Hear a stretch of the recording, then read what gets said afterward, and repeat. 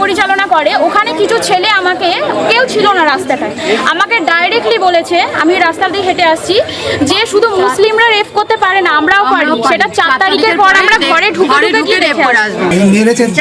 অফিসে দেখাচ্ছি আপনাদের অফিসে গেছিল। এই ভিডিওটা আমি দিয়ে দেবো। এখন আমাকে দেখবে কি? আমি তো অসহায় হয়ে যাচ্ছি।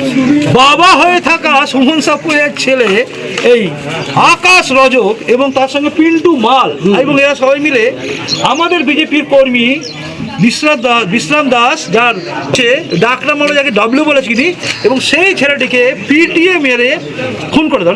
পেটানো এমনভাবে মারে তারপর থেকে তারা শরীর কাজ করেনি এবং ধীরে ধীরে মারা যায়।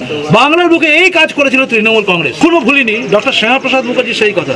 অন্যায়ের প্রতিবাদ করো, প্রতিরোধ করো, প্রয়োজন হলে নাও কি প্রতিশোধ।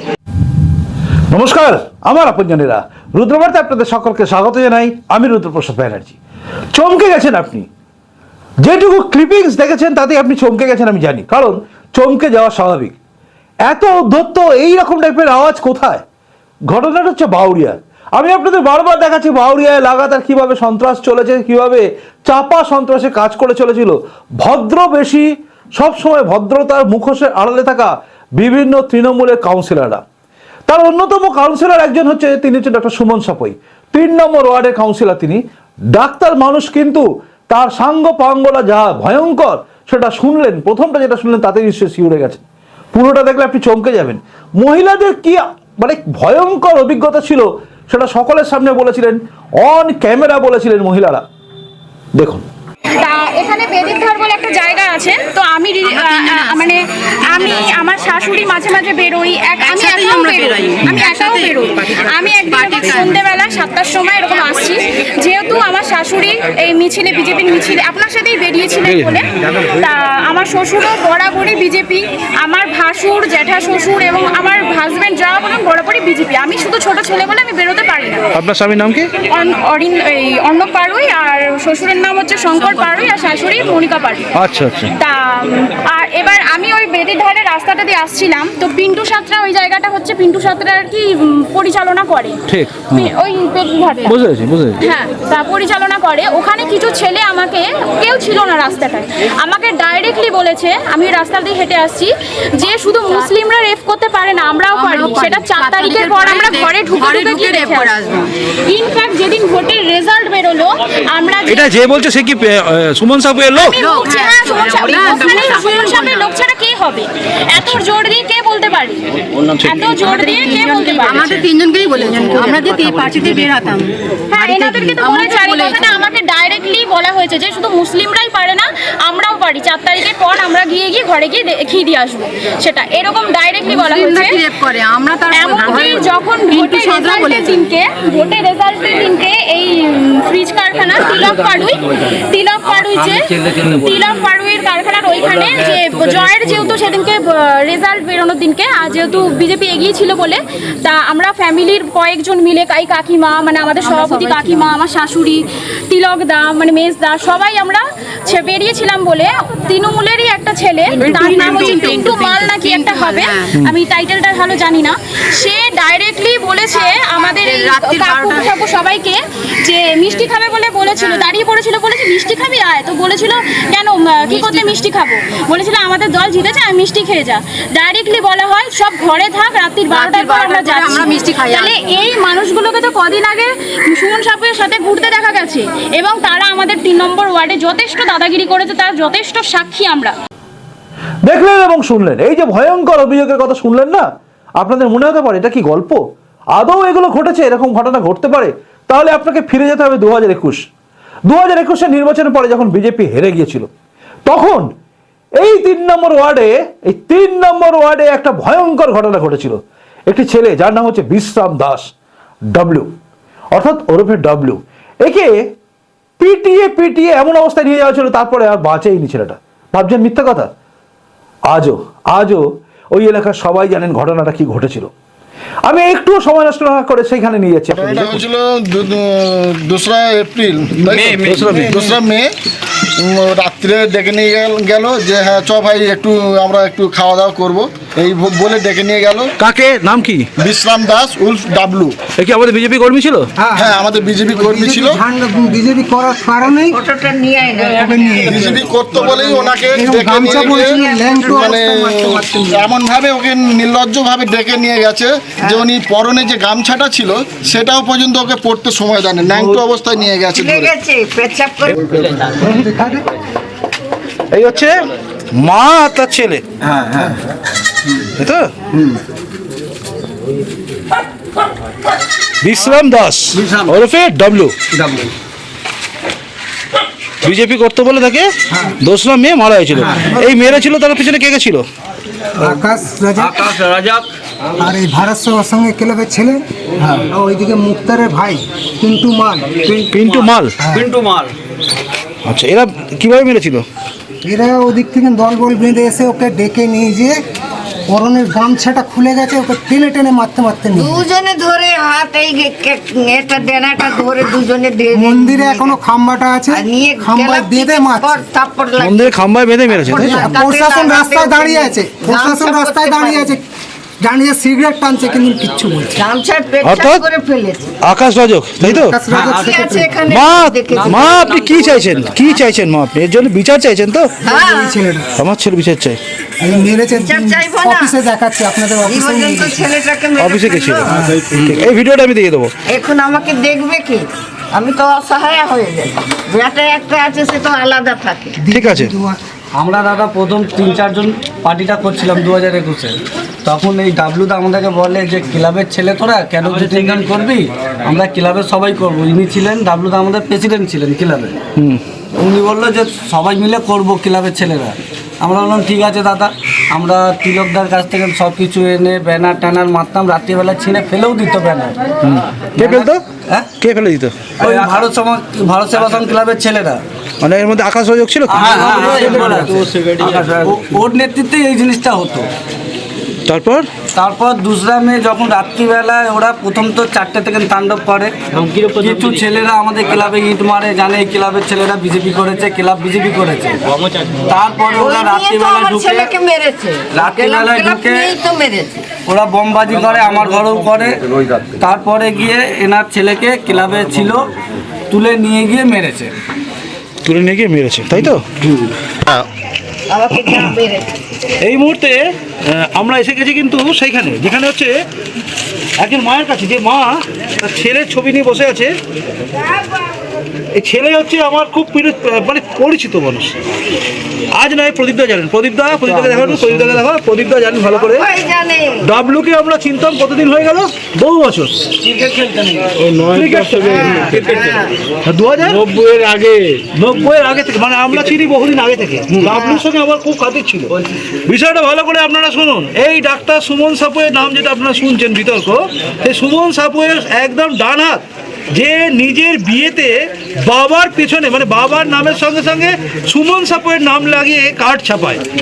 বাবা হয়ে থাকা সুমন সাপুয়ের ছেলে এই আকাশ রজক এবং তার সঙ্গে পিন্টু মাল এবং এরা সবাই মিলে আমাদের বিজেপির কর্মী বিশ্রাম দাস, যার ভালো নাম হচ্ছে, ডাকনাম আমরা যাকে ডাবলু বলে চিনি, ভালো ক্রিকেটার ছিল এবং ভালো আম্পায়ার ছিল, এবং সেই ছেলেটিকে পিটিয়ে মেরে খুন করে দেয়। পিটানো এমনভাবে মারে, তারপর থেকে তারা শরীর কাজ করেনি এবং ধীরে ধীরে মারা যায়। এবং এই ঘটনাটাকে সুচতুরভাবে এড়িয়ে যায় এই আকাশ রজক। এখন এত পড়ে আছে যে এইগুলো খেলার জিনিস পড়ে আছে, ঘরে রাখে আছে। যদি জিজ্ঞেস করে বলে তাহলে ভাবতে পারছেন যে কাউন্সিলর নিজেকে বলে আমি ভালো মানুষের জন্য কাজ করি, সেই কাউন্সিলর একদিন এই এলাকার লোক আমাদের চিনবে। আমরা এক সময় এলাকায় কি করেছি। আমরা সব এখানে বসতাম, এই এলাকায় বসে থাকতাম। সুমন সাপুই হয়তো বাচ্চা ছেলে, রাজনীতিতে সদ্য এসেছিল, কিন্তু সুমন সাপুই ওই 2021 থেকেই হাত পাকিয়েছে আকাশ রজকের মতো ছেলেদেরকে নিয়ে এই রকম মানুষকে, বিজেপি কর্মীদের খুন করিয়ে। এই হচ্ছে সুমন সাপুয়ের পরিচয়। আকাশ রজকের মতো ছেলে যে এখন পালিয়ে বাঁচছে, তবে পালিয়ে কতদিন বাঁচবে আমি জানি না, কারণ আইনের হাত অনেক বড় লম্বা, পুলিশের হাত তো লম্বাই আছে। পুলিশ আজকের পুলিশ কিন্তু সেদিনের পুলিশ নয়, যাকে চোখ রাঙাতো বেনু সেন এবং তার সঙ্গে এই আকাশ রজকের বাবা হয়ে থাকা সুমন সাপুয়েরা। তাই বাবা হয়তো সুমন সাপুই হয়তো ভাবছে যে আজ আমার কি হবে। এই সুমন সাপুই আকাশ রাজু সম্বন্ধে বলেছে আমাকে, আমি একবার থাপ্পড় মেরেছিলাম। অডিও রেকর্ডিং আমার কাছে রয়েছে, যখন সুমন সাপুই নিজের প্রাণ ভিক্ষা করছিল রুদ্রপ্রসাদ ব্যানার্জির কাছে যে আমি কি করব, আমাকে ধরার চেষ্টা করা হচ্ছে। সুমন সাপুই প্রাণ ভিক্ষা চাইছে আমাদের কাছে, কিন্তু আমরা তাকে কিচ্ছু বলিনি। আর সুমন সাপুইয়ের লোকজন মেরে ফেলে দিয়ে গেছে একজনকে। এই হচ্ছে আসল সত্যি। বাংলার বুকে এই কাজ করেছিল তৃণমূল কংগ্রেস, যেগুলো আজকে ভারতীয় জনতা পার্টি ক্ষমতায় আসার পরে বলে দিয়েছে আমরা কাউকে কিচ্ছু করব না, আমরা ছেড়ে দিয়েছি। কিন্তু আমরা এখনো ভুলিনি ডক্টর শ্যামাপ্রসাদ মুখার্জির সেই কথা, অন্যায়ের প্রতিবাদ করো, প্রতিরোধ করো, প্রয়োজন হলে নাও কি প্রতিশোধ। এই প্রতিশোধ হবেই, আর এর বদলা অবশ্যই আইনের পথেই হবে, কারণ আইনের হাতে আমরা ছেড়ে দিচ্ছি সব কিছু। আমরা এখনো আইন নিজের হাতে তুলিনি। মনে রাখবেন, জঙ্গলের আইন কিন্তু ভয়ঙ্কর, সেই জঙ্গলের আইনে যেন আমাদের ফিরে যেতে না হয়, এটা এই সুমন সাপুয়ের মতো লোকেদের বোঝা উচিত। এখন আমরা আইনে ভরসা করি। কোনো মানুষকে এরকমভাবে পিটিয়ে মেরে ফেলা, মায়ের বুককে শূন্য করে দেওয়া, ছেলে জিনিসপত্রগুলো পড়ে থাকা, এই নির্লজ্জ জিনিস যেটা সুমন সাপুই করেছে, এর ঘৃণ্য ব্যাপারটা আপনারা খেয়াল করুন। আমার ছেলে বলে আমি আর আমরা বুঝিয়ে দিলাম, আমরা এসেছিলাম এবং আমরা আপনাদের পাশে আছি আগামী দিনে। কারণ আমাদের যিনি সরকারে আছেন, অর্থাৎ আমাদের সকলের প্রিয় দাদা শুভেন্দু অধিকারী, তিনি বলেছেন যারা যারা মারা গেছেন 21 নির্বাচনের পর এদেরকে মারা গেছেন, তাদের পরিবারকে বিশেষভাবে দেখা হবে। ঠিক আছে, আমরা আপনাদের পাশে আছি। ঠিক আছে, আপনি দিদি তো ভালো থাকবেন। দাদা ওই রাতছে আমাদের, আমরা আছি তো, ওই জিনিসটা এখনো ভাসে। এই কান্না চোখের জলগুলো ভুলবেন না আপনার কেউ। রাত্রিবেলা বউ বাচ্চাকে ঘরে রেখেছি, বোমবাজি করছে, তো আমাকে ঝিলে গিয়ে লোকাতে হয়েছিল। এই ক্লাবের ছেলে আমার থেকে নিয়ে গেল কলেজ জন্য। আচ্ছা, আমার এইখানটা কলে একটা জল খোকন করে না, রাত খালি আছে। ওই কালো ও পাইপ এত ঢুকিয়ে দিয়ে 4000 অত্যাচার টাকা করেছে আমাদের উপর।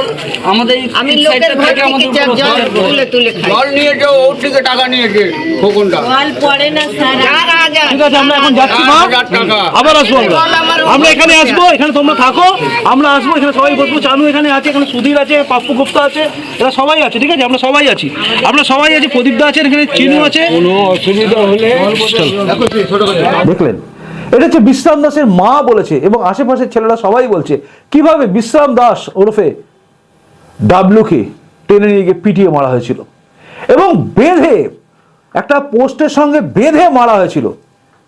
আমরা অভিজিৎ সরকারের নাম শুনেছি, আমরা জানি ত্রিলোচন মাহাতোর কেস, কিন্তু বাউরিয়ার বুকে এরকম ঘটনা ঘটিয়ে দিয়েছিল। ছেলেটি মারা গেছিল পেটের যন্ত্রণায় ভুগতে ভুগতে। সাক্ষী চান? সাক্ষী দেখুন। বৌদি দেখেছিল, আচ্ছা, সেদিন রাত্রে ঘটনা দেখেছেন, আপনার সামনে হয়েছে তাই তো? আমার সামনে তুলে নিয়ে গেছে। তো তখন কেউ ছিল না, ডাবলু একা ভিতরে শুয়েছিল। ওই খোকন আর আকাশ এসে ওকে ডাকলো। আকাশ মানে আকাশ রজক। আকাশ রজক ওই দরজায় লাঠি ফাতি মানে কি ভাঙলো, ও শুয়েছিল। শুয়ের পরে ওকে অনেক ঘাট ধাক্কা দিয়ে গালাগালি দিয়ে হিড় করে টেনে টেনে মারতে মারতে ওরা দুজনে মানে কি ক্লাবের কাছে নিয়ে গেল। নিয়ে গিয়ে এক দঙ্গল ছেলে মিলে ওকে মানে কি মেয়েরে মুখ ফুক দিয়ে রক্ত ফক্ত বেরোচ্ছে একেবারে। এমন পেটেতে লাগলো, বেশি দিন ছেলেটা বাঁচলেও নি, কিছুদিন বেঁচে ছিল। তারপরেই মানে কি ছেলেটা পেটের যন্ত্রণা হচ্ছে বলে মানে কি মারা গেল। এই হচ্ছে ঘটনা তাই তো? হ্যাঁ, এই হচ্ছে ঘটনা।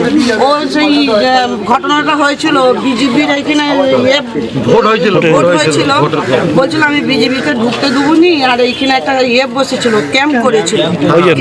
হ্যাঁ, ক্যাম্প করার পরে দেখেছে যে ওদের যখন ভোটে তোরা জিতে গেছে, পরে ওকে এসে নিয়ে গেছে। তার মানে এবার যদি জিততো, এবার আরো লোককে ভোট করতে হবে। টাকা মুশকিল হয়ে যেত। নাম লেখা দেখলেন, অর্থাৎ সাক্ষীও এখনো রয়েছে। এরপর যখন ওই জায়গাতে কিভাবে মানুষকে মারা হয়েছিল ভোটের পরে, অর্থাৎ রেজাল্ট বেরিয়েছিল, বিজেপি হেরেছিল, ব্যাস তারপর মারা হয়েছিল। আজও সেদিনের সেই ঘটনার সাক্ষ্য প্রমাণ নিয়ে ঘুরে বেড়াচ্ছেন স্বামী। অপরাধ ছিল বিজেপিকে ভোট দেওয়া। হকি স্টিক দিয়ে মেরেছে, হকি স্টিক দিয়ে, ভাঙা হকি স্টিক এখনো রেখে দিয়েছে এবং তার সঙ্গে রয়েছে তার স্ত্রীর ছবি। দেখুন, আপনার ঘর ভেঙে দিয়েছিল এই হকি স্টিক ভাঙা? এই হকি স্টিক ভাঙা এখনো আমরা রেখেছি। 2021 চিহ্ন এখনো রয়েছে, এই রয়েছে সব কমপ্লেন হয়ে গেছে, রবিন কমপ্লেন হয়ে গেছে, থানায় এফআইআর করা হয়ে গেছে। কার কার নামে হয়েছে? খোকন দাস, খোকনের ভাই নামে খোকন দাস আর ওর বাবার নামে আর রাহুল সরোজ আর রাহুল মিশ্রা এরা সবাই মিলে করেছে। হ্যাঁ দেখলেন, এটা হচ্ছে ঘটনা। এই ঘটনা ঘটিয়ে দিয়েছিল এই আমাদের এলাকার 3 নম্বর ওয়ার্ডে। 2022 সালে ক্ষমতা এসে কিন্তু হাত পেকেছে 2021 নির্বাচন থেকে। অর্থাৎ এদের যে বাড়ন্ত এটা হয়েছিল এইভাবেই। এখানে একজনের নাম আপনারা শুনলেন, আকাশ রজক। আকাশ রজক এলাকায় যে কিভাবে সন্ত্রাস তৈরি করেছে, কিভাবে ত্রাস তৈরি করেছে, আপনি চিন্তা করতে পারবেন না। সদা হাসি মুখে থাকা ডক্টর সুমন সাপু ইউজ করতো এই আকাশ রজকের মতো ছেলেদের। আকাশ রজক কার্যত ভয়ঙ্কর ভাবে মানুষকে অত্যাচার করত। মারধর তার কাছে কমন ব্যাপার ছিল, কমন ব্যাপার। এলাকায় সন্ত্রাস তৈরি করে এমন জায়গা করেছিল চিন্তার বাইরে। বাড়ি তৈরি করেছে একটা জায়গাকে দখল করে, একজনের বাড়িকে দখল করে বাড়ি তৈরি করেছে। বিরাট বড় দোতলা বাড়ি করেছে, বাড়িতে কি নেই, কিন্তু ছেলেটা করে কি? কিচ্ছু করে না। এর মাথার উপর হাত ছিল বেনু সেন, আর বেনু সেন মানে আমাদের এলাকার কুখ্যাত বেনু সেন, এবং তার সঙ্গে সঙ্গে মন্ত্রী থাকা পুলক রায়েরও। পুলক রায় এই আকাশ রজকের বিয়েতেও চলে আসে, এবং এখানে এসে সে একদম মাখো ব্যাপার। মন্ত্রী পৌঁছেন সেখানে। তো এই যে এই জায়গাটা হচ্ছে কারণ হচ্ছে এই সন্ত্রাস সৃষ্টি করে টিকে থাকতে হবে। 2022 সালে যখন ভোটে দাঁড়ায় সুমন সাপুই, তারপর থেকে কোনো ভোটে বিধানসভা ভোট বলুন বা লোকসভা ভোট বলুন, কোনো ভোটে কিন্তু তৃণমূল জিততে পারেনি। কারণ মানুষ ভোট দিতে গিয়ে ভোটটা ঠিক জায়গায় দিয়েছে। তাই আরো সন্ত্রাস করেছে, আরো চাপ রেখেছে। এই টাইপের লোকেরা ভদ্রতার মুখোশ পরে আড়ালে থাকে, আর ভেতরে থাকে তাদের এই সেই শানিত ছুরি। তাই আপনারা কল্পনা করুন, যদি 2026 নির্বাচনে বিজেপি যদি সরকারে না আসতো, ক্ষমতায় যদি না আসতো, তাহলে বিজেপি কর্মীদের কি হতো, ওই মহিলাদের অবস্থা কি হতো আপনারা ভাবুন। এই বাস্তবতা আমি আপনাদের সামনে তুলে ধরছি। দুর্নীতি আমি আপনাদের দেখিয়েছি এবং দেখালাম আজকে কিরকম নৃশংসতা সবকিছু রয়েছে, কিভাবে মহিলাদের রেপ করার হুমকি পর্যন্ত দিয়েছে এই সুমন সাপুয়ের লোকেরা। ভালো মানুষ এরা, ভদ্র মানুষ নাকি এরা ভদ্র নয়? এই ভয়ঙ্কর অভিযোগগুলো আসছে, আর অভিযোগগুলো যখন সামনে আসছে সেগুলোকে সামনে আনছি আমি, ফলে মানুষও জাগছে। আপনাদের জাগতে হবে, জানতে হবে যে প্রত্যেকটা পশ্চিমবঙ্গের প্রতিটা প্রান্তে এরকম ডাক্তার সুমন সাপুই, বেনু সেনের মতো কত লোক লুকিয়ে আছে, যারা গরিব মানুষের চোখের জল ফেলেছে এবং মানুষই মনে করেনি। জল নিকাশি ব্যবস্থাকে আটকে দিয়েছে।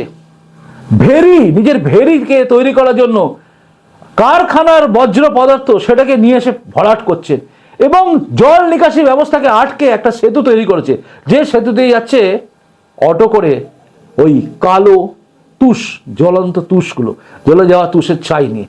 দেখলে আপনি চমকে যাবেন। সেটা নিয়ে থাকছে আগামী দিন। দেখতে থাকুন রুদ্রবার্তা, আর জানতে থাকুন মুখোশের আড়ালে থাকা এই সমস্ত ভয়ঙ্কর লোকেদের এক একটা চরিত্র। সব টেনে বার করবো আমি, সব বারবার টেনে খুলবো। আপনি কি চান আপনার এলাকার এরকম মুখোশধারী কাউকে এক্সপোজ করতে? অবশ্যই জানাবেন। আপনাদের অভিযোগ থাকবে, আর আমার থাকবে ক্যামেরা, গলা থাকবে আমার।